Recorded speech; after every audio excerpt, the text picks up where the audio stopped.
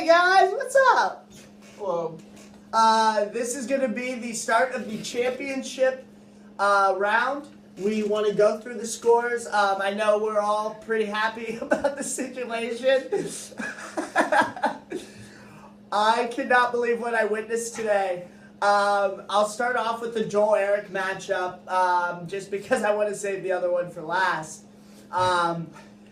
Joel won 7-3-1. He was pretty dominant. Eric's injuries just got the best of him. I've never seen a player miss 4 games or total because of a migraine. He missed. He had migraine issues with John Wall. I don't think he sat though, but he was limited, wasn't he? Yeah, he played through it and still had a monster game. Yeah. And then he had Batum, who was also with migraines. I think Eric could have done more. It was a tough situation trying to decide on who to cycle. I understand that. But you left 13 acquisitions on the table, I think. Yeah. I think that was a big deterrent. And at the end of the day, fucking Mirotic had 6 threes this morning and put it out early. Just a monster. Joel originally drafted Mirotic, and all season I've been on him about how garbage Mirotic was and how well he wasn't playing. So Joel eventually dropped him because I was right. And then recently he added Mirotic again. Because I was right. You were right for 1 game. You were right for 1 game. It was a big game. Don't get me wrong, but I still stand by Mirotic sucks. Okay, we'll see. Anything you want to say to Eric? Rookie of the Year, thank you for playing. Eric will move down to the 3rd, 4th place matchup in the consolation bracket. So anything for him? Good night, sweet prince. It's been fun. Matt, any opinion on this game? Good job, man. Thanks, man. All right, Feeling now generous today. Now we're getting down to the reason why there's a smile on all our faces. Kyle beat Simmons in a I just can't even describe. I'm literally speechless about this. When all Simmons had to do was get 3 blocks, and he had Jokic. 4 blocks. 4 blocks. He Just had time. right 4 blocks. So he had Jokic. He had Davis. Yeah. He had Dre And Conley. late in the day. And if you would have told me that they would not be able to pull off the 3 blocks between the 4 of them, Conley gets blocks as a guard too. You can never count him out. Yeah. I was honestly shocked. I told everybody in my going into the weekend that if LeBron played, Kyle was going to have a shot and Kyle would win. Kyle, congratulations, man. The goggles saved you. Simmons, again, he falls down to the 3-4 after mortgaging his future. I think his first pick next year is in the 4th round. Correct me if I'm wrong. Oh, man. So maybe we'll see Simmons 2 years down the road. Good luck to you next year, buddy. Kyle, congratulations to you, man. I'm so pumped for you. That is awesome. I'm just bummed that I could not get past Eric and we could be in the finals together because I would have beat Joel's ass this week. Ridiculous. Okay, I'm done. So then let's get right into it. Is there anything you want to say about the Simmons matchup? I know... Simmons also went all in on the wire today. He had to. He had to. He definitely went all in. He gave it everything he had. Capella had 2 blocks. I mean, it was worth the $5. He had to put him down.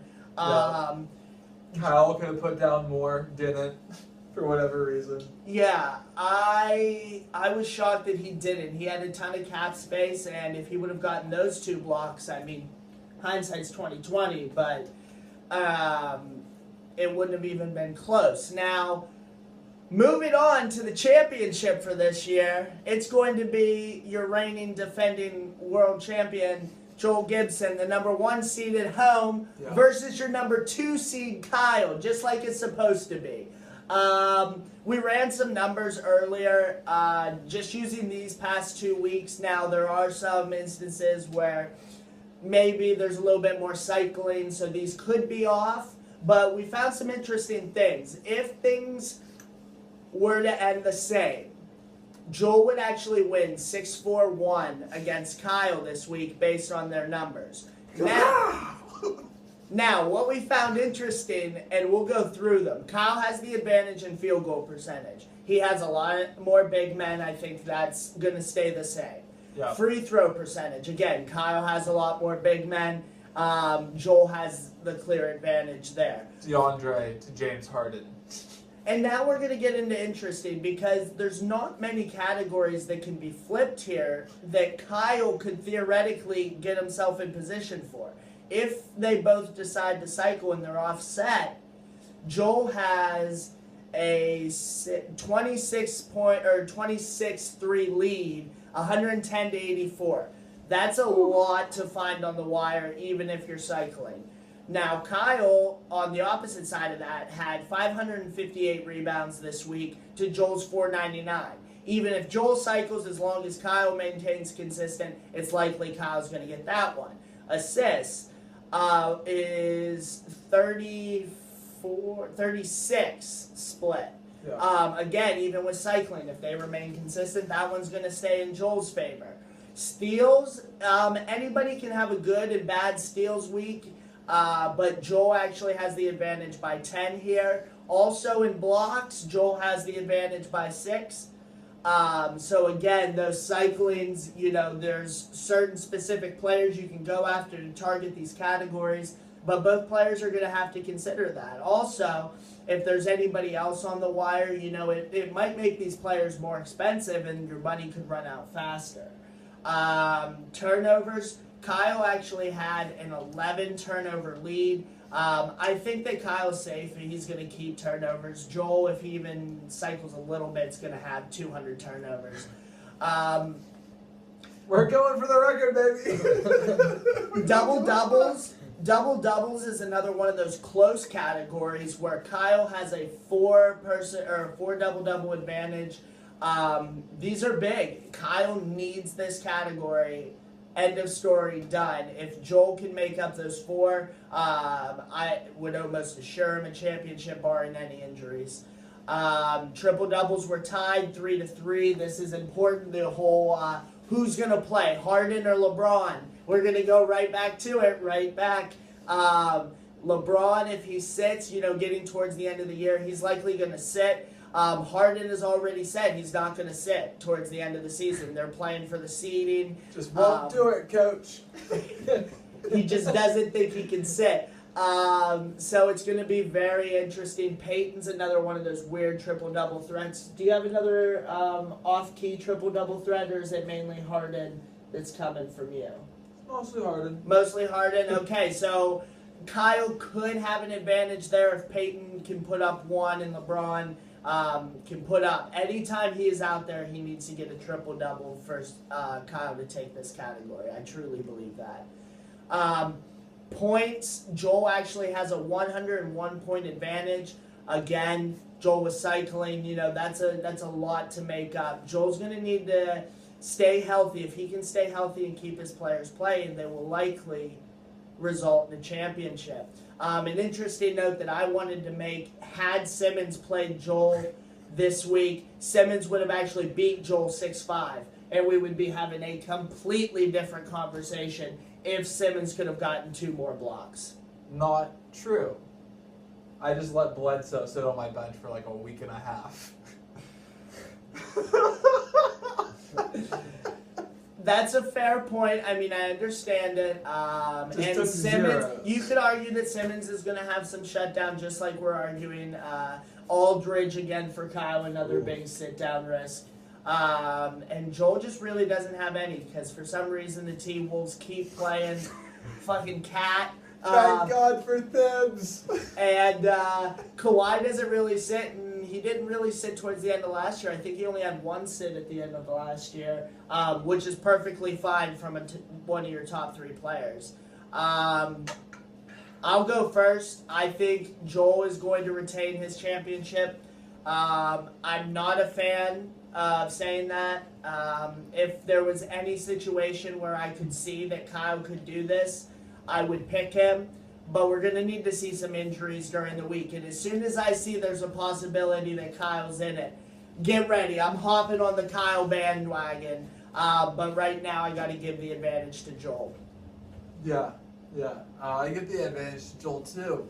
Kyle, you won my respect back, buddy. You made it here, but now I just gotta knock you down again. I think you were on a pretty big winning streak the first time we played, and I think I just knocked you off your high horse there too. So, just more of the same. Congratulations getting here. Hopefully next year goes better for you. I wanted to also make a point that Kyle made it to the championship as the 2 seed this year. Oh, yeah. He finished last year. Steven made it to the championship as a 2 seed to play Joel, and he is now this year. It's a very weird flip-flop. I thought that was an interesting stat. And then the other matchups I'll just run through quickly. The 3-4 is going to be Eric and Simmons. Neither one really has anything to play for. I assume Simmons is going to play to put up, so I'd like to see Eric do the same. Neither of them have a first-round pick, I believe. So why not? Let's just fisticuffs for third place. Let's do it.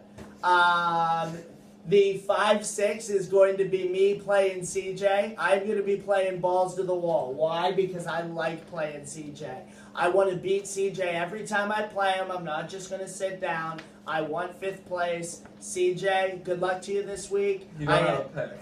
I am going to cycle, and I am going to crush you. The 7-8 matchup is going to be Matt versus Neiman. Matt didn't play anybody last week. Would you lose? 10-1 to CJ, right? Matt will play Neiman, who I beat 7-4. Maybe you'll play next week? Maybe. Neiman will probably just continue playing. Just keep playing Damon Lillard. Russ. I was about to say Neiman's probably just going to play Damon Russ. So good luck to you versus you. Damon Russ. I hope you can beat them. We'll see what happens. And then the last two, the 9-10 is actually going to be Doug, who now has a 6-2 record overall as an owner, which is fantastic. Doug, keep up the streak. He could end this season on a 5-game win streak. And those are hard to come by, Doug. So just love it. I'm going to pick him to beat Cody in this matchup. Cody's just sitting everybody anyway, so I bet Doug's going to play at least somebody out there. Shit. The 11-12 is going to be Steven and Adam. Adam, thank you for losing. You guaranteed me a top 2 ball selection. I love that about you, sir. He's playing Steven, who has the lower seed. Steven's going to sit everybody, so Adam will win this, and he'll finish in 11th place. Other than that, these playoffs have been fantastic. We've been building them up all season, and I just want to thank you guys. It's been a long way. It's been a long time coming, and I know that we've had some bumps, but truly this has been one of the best fantasy basketball seasons that I've ever been a part of. So congratulations to everybody. Good luck to Joel and Kyle in their championship. We'll see who gets to put their name on the trophy. Anything from you, Matthew? It was fun. Joel? Kyle, good luck. You're going to need it. All right. Rest Well, of you guys, thanks for playing.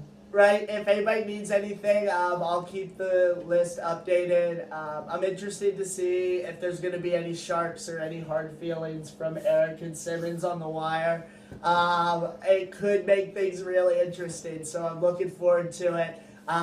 Good luck to everybody, and we'll see you for the mid matchup. Yep. All right, later.